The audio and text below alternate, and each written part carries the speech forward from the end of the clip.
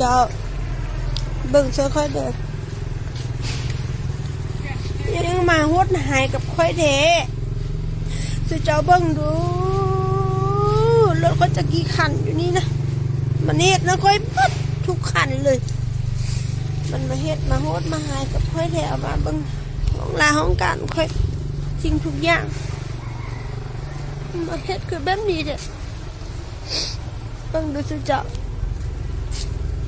เบิ้งจะค่อยเด้มันเป็นอีหยังมันคือมาเป็นแบบนี้อะเถอะว่าเด้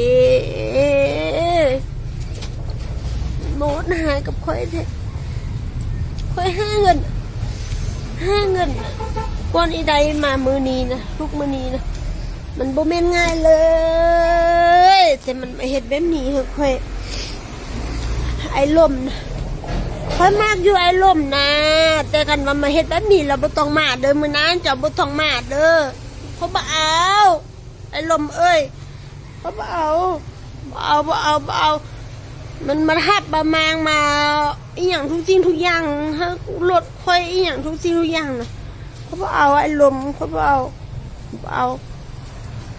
ไอ้ลมไม่เฮ็ดนะค่อยคักโพดไอ้ลมเฮ็ดนะค่อยคักโพดไอ้ลมเขาบ่เอาโกะแบบนี้นะเขาบ่มากไอ้ลมเห็นแล้วค่อยลำบากไล่เห็นแล้วก็ทุกข์เลยเดี๋ยวบัดนี้เจ้าเห็ดแบบนี้นะบ่ได้เอาไอ้ลมเจ้าบ่ต้องมาเด้อบ่มาเด้อไอ้ลมเด้อต้องมาเด้อมึงเจ้าเห็ดนะคนน่ะแซ่บไล่โอ้ยน่ะภาวนาให้เจ้ามาอยู่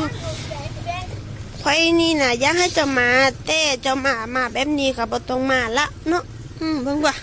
เอาไปอีหยังเหือนผู้อื่นพุ่นไปอีหยังเหือนผู้อื่นพุ่นน่ะนั่นลำบากเหือนยังเหือนผู้อื่นพุ่นไอ้ลมเอ้ย